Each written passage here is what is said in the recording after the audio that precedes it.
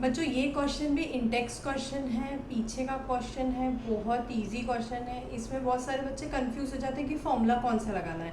Generally जब आप कभी भी क्वेश्चन पढ़ते हो तो उसके सारे पैरामीटर्स लिखो, 2 बार क्वेश्चन पढ़ो, अपने आप समझ में आएगा। अब जैसे इसमें बोला है कि liquid A dissolve in liquid B, तो लिक्विड और लिक्विड के मिक्सचर के लिए हमने सिर्फ और सिर्फ इस चैप्टर में एक ही चीज़ पढ़ी है, दैट इज़ राउल्ट्स लॉ।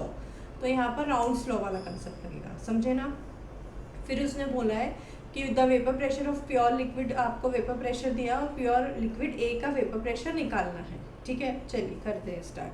तो यहाँ पर आपको बच्चों जब हम राउल्ट्स लॉ लगाएंगे तो राउल्ट्स लॉ में हमको क्या करना है कि प्योर ए का हमको वेपर प्रेशर निकालना है। ठीक है, तो प्योर ए का वेपर प्रेशर निकालने के लिए हमको क्या करना पड़ेगा, राउल्ट्स लॉ वाला फॉर्मूला लगाना पड़ेगा।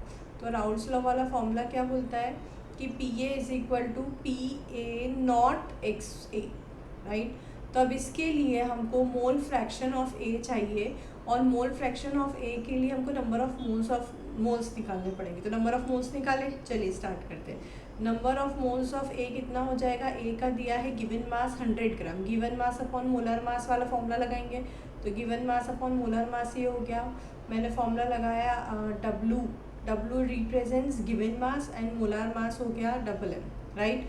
तो ये हो गया आपका W और ये हो गया मोलार मास। तो जब हम इसको डिवाइड करेंगे बच्चों तो इसका आंसर आएगा कुछ करीब 0.556, ठीक है ना। फिर हम लगाएंगे इसमें NB, number of moles of B, number of moles of B क्या हो जाएगा 1000/180। तो ये आएगा कुछ आप देख सकते हैं कि 1000/180 मतलब 200 के करीब आ रहा है। तो 200 के करीब आए तो क्या आंसर आ सकता है इसका, तो इसका आंसर आएगा कुछ 5.556, मतलब 5 टाइम्स जाएगा लेकिन थोड़ा सा ज़्यादा रहेगा, इसलिए हमने इसको 5.556 किया है। ठीक है ना। यहाँ पर ये हो जाएगा मान लीजिए नीचे ज़्यादा है, ठीक है, तो ये हो जाएगा कुछ 100/140। तो इसको मैंने 1000 ले लिया अगर, तो ये कितना हो जाएगा बच्चों, ये हो जाएगा आपका 0.714। ठीक है, तो यहाँ पर टोटल नंबर ऑफ मोल्स कितने हो गए, टोटल नंबर ऑफ मोल्स हो गए आपके 5.556 प्लस 0.714। तो टोटल नंबर ऑफ मोल्स आप निकाल लेंगे, फिर उसके बाद मोल फ्रैक्शन निकालेंगे, समझे। अब हम मोल फ्रैक्शन निकाल लेते हैं बी का। तो मोल फ्रैक्शन ऑफ बी क्या होगा, number of moles of B upon total number of moles. Number of moles of B क्या है बच्चों, दैट इज़ 5.556, ठीक है ना। तो इसको अपन लिख देते हैं 5.556, और टोटल नंबर ऑफ मोल्स कितने हो गए आपके, टोटल नंबर ऑफ मोल्स हो गए 0.714 प्लस 5.556, ठीक है। तो XB की वैल्यू आएगी कुछ करीब आपकी 0.886। तो ये हो जाएगा आपका 0.886, है ना।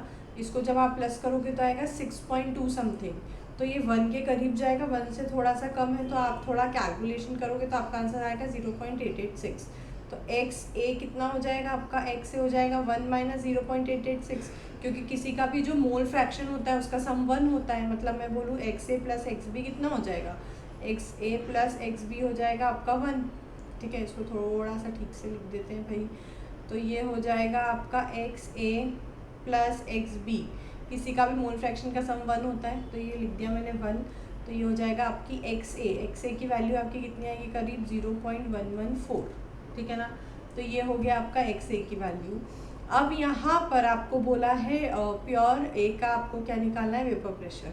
तो प्योर ए का वेपर प्रेशर निकालने के आपके पास क्या होना चाहिए, PA की वैल्यू भी होनी चाहिए, जो कि नहीं दी है।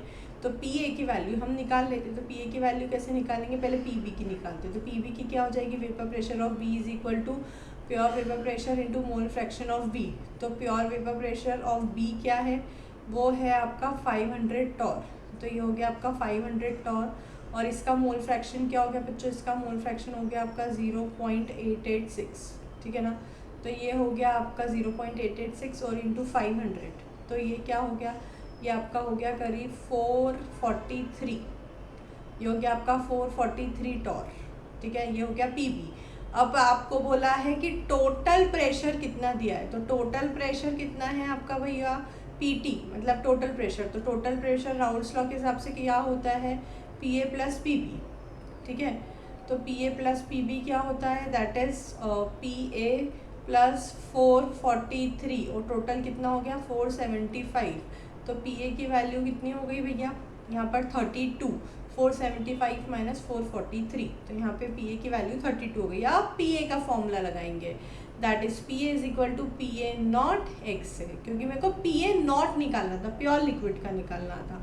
तो पी ए हो गया 32 P A nought into mole fraction of A हमने पहले ही निकाल लिया। मोल फ्रैक्शन ऑफ ए क्या निकाला बच्चों अपन ने, मोल फ्रैक्शन ऑफ ए यहाँ पे निकाला था आपने 0.114, तो ये हो गया 0.114। तो यहाँ पे जब आप पी ए की वैल्यू निकालोगे तो आपका आंसर आ जाएगा। मुझे कमेंट बॉक्स में ज़रूर बताइए कि क्या आंसर आया आपका, इन दोनों को डिवाइड कर फटाफट, फिर हम आगे वाले क्वेश्चन सारे सॉल्व करेंगे। तो मिलते हैं बच्चों नेक्स्ट वीडियो में, बाय बाय।